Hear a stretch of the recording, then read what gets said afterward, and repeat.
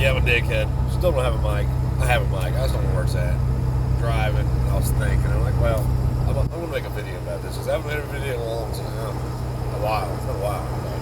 I've made videos. I just haven't posted them. And I was thinking about the stupidity of people. I'll get to the point here in a second. And how, you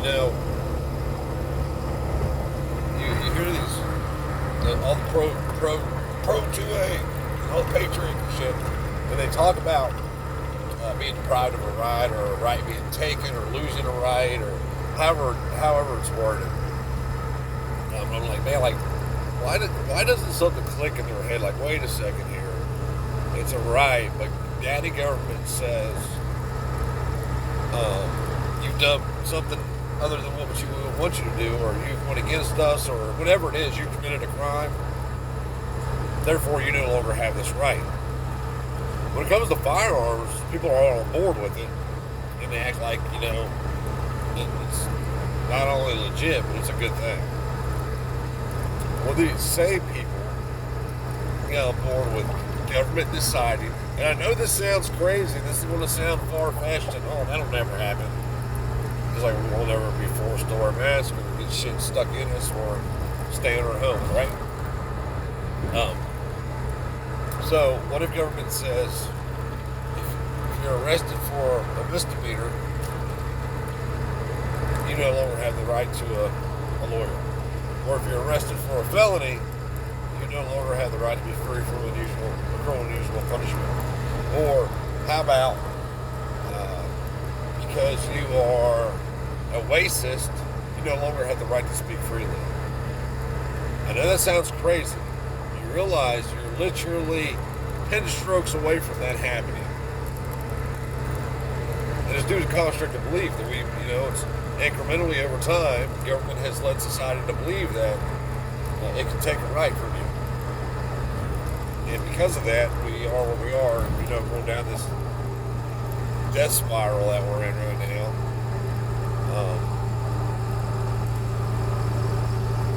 And there's no coming back out of it. I think a lot of that has to do with, it's because of confirmation bias and construct of belief. Because society has now constricted belief around what we've been told rather than what's fact. And then everybody else believes it around us, confirmation bias, and say the same things, that it makes it true when it just doesn't. It's either a right or it's not a right. It's pretty much that simple. I know that's pretty complicated. I know it's so simple, it's complicated. I get it, but it's really that simple. It's either a right you have, or daddy government grants you privileges. You can't have it both ways. For some reason, I guess what bothers me more than anything about it is, do these people really think that they're pro-right to keep and bear arms? Maybe. It doesn't make it so. I know a dude that truly believed he got abducted by aliens. Truly believed it. I mean, but he may have. Fuck, who knows? It's not out of their own possibility. But just because you believe it doesn't necessarily make it true. We are on our way home with the redneck load. Shout out to Kiss Man Socialist. I wasn't supposed to say his name, I don't think. And TLR Inc. for helping me yesterday.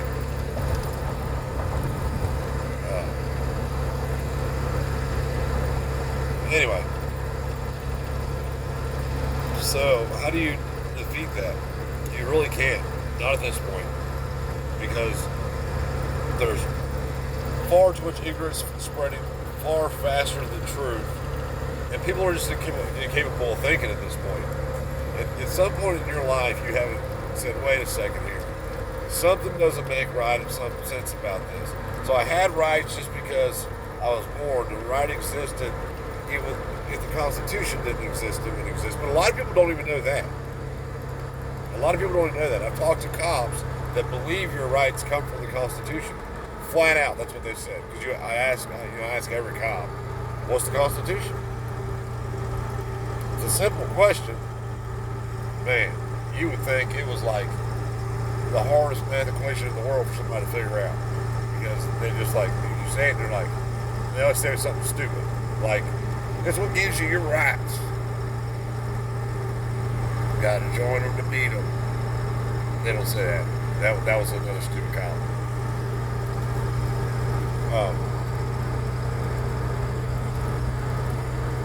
Totally forgot where I was going. Constitution. It don't matter. I'm just yakking. Need something to do. Excuse me for a second. But anywho, buckle up, Buttercup. It's only going to get rougher. I had a conversation the other day with somebody that is financially, they make good decisions in life. And I was like, I'm not the most financially smart person, but I do learn things. I'm trying to do better.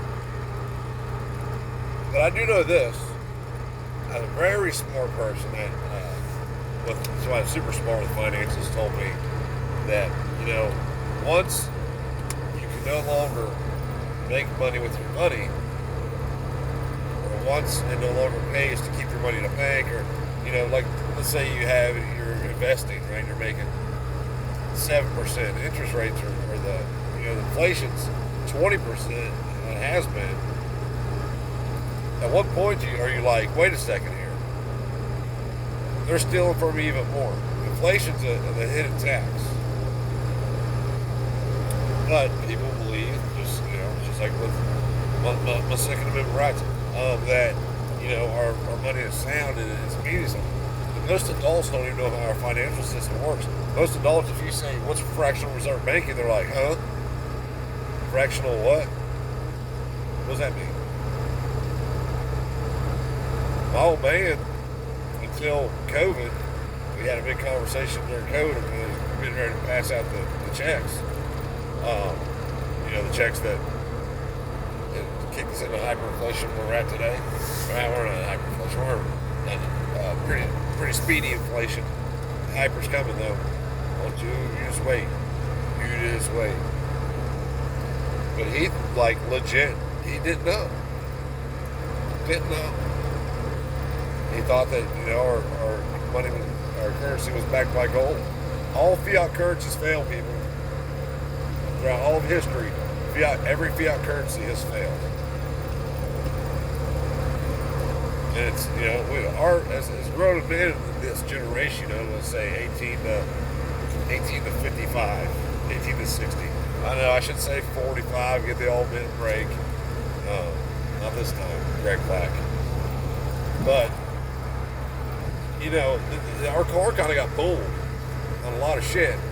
It's not all necessarily our fault. It's really, the boomers, a lot of you guys are boomers. It's really the boomers' fault for letting the shit happen they let happen. The boomers probably had the best, since founding era, they probably had the most modern, best / easiest life. They could go to work, the man could go to work, the wife could stay home with the kids and cook and clean and be a wife, a mother. Man goes to work, they can still afford a new car, a house, an above ground swimming pool. Yeah, I'm redneck. Send the kids to summer camp, whatever it is. Listen, now it's hard to make it if both people are working. Your show, one of the big reasons we went to Tennessee is because I came to the conclusion that if I don't buy land somewhere, somehow, that my kids will never have the opportunity to own it. Where my brother lives at, we sold an acre of land, or 5 acres of land, I'm sorry, for $20,000 about 10 years ago. And then that was probably double what the going rate was. It was just a situation where my dad didn't really want to sell it. The neighbor really wanted it because our land was his front yard. Like literally. The way it's set up, there's a creek running in the middle. We owned a field across the creek in front of his house. It was literally his front yard.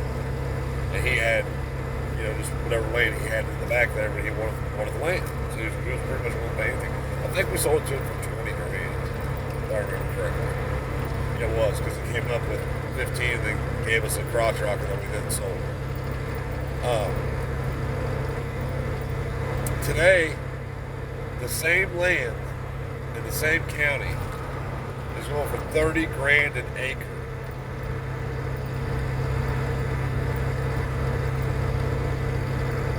But I mean, I know that these two topics don't seem related, but they are. Because the constructive belief and confirmation bias is what's leading us down this fucking road of destruction. And we're all culpable in it. We all take part in it. Even I do. At some point, though, we have to start changing the way we think and asking ourselves questions. Like I question everything. And I think that's part of the reason why I get so pissed off about small shit. Because it may be small, and I know it's small, but then I started thinking about it. And, for instance, yesterday I got really pissed about something. I probably shouldn't have. I don't know. I apologize for, there's 3 people there. I apologize to 2 of them. But, when we let shit slide and we let shit go, when we jump in with because Johnny believes it, it makes us part of the problem. Probably not explaining this very well, which is okay because it's early. But you guys have a great fucking day, and off on your way to slavery. You should really work for yourself. All right, video topic changed completely. I already did that about 3 times. We're gonna do it a 4th time. And I'm giving you a warning. We're not gonna talk no more about my Second Amendment rights. So that was your thing. I don't remember what I was gonna say. Man, my brain don't function anymore. I'll make another video about that. Anyway, have a good day. And stay safe and hope the redneck load makes it where it needs to go. We got a bunch of lumber. You see the trailer, it's loaded down. We got all kinds of shit back there. Ooh, that looks good. Oh, it's painted. But we got a shit ton of lumber back there. It's as high as the tire is. I doubt you can see it.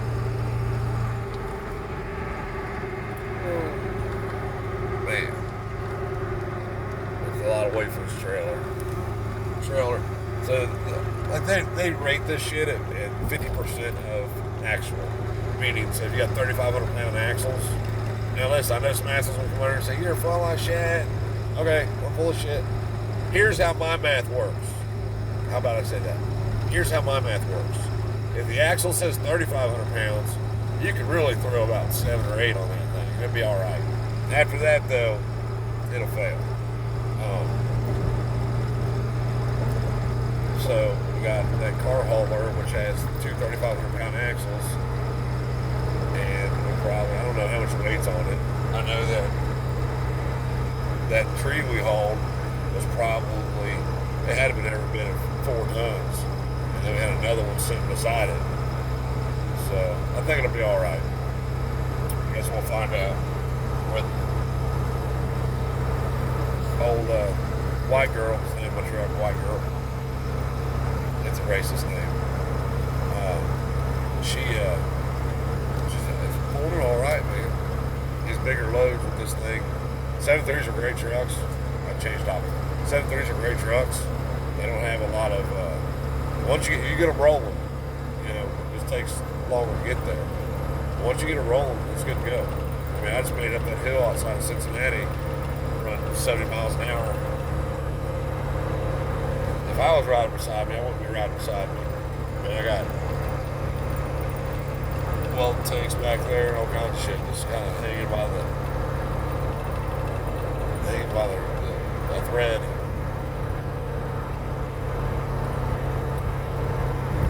Oh, anyway.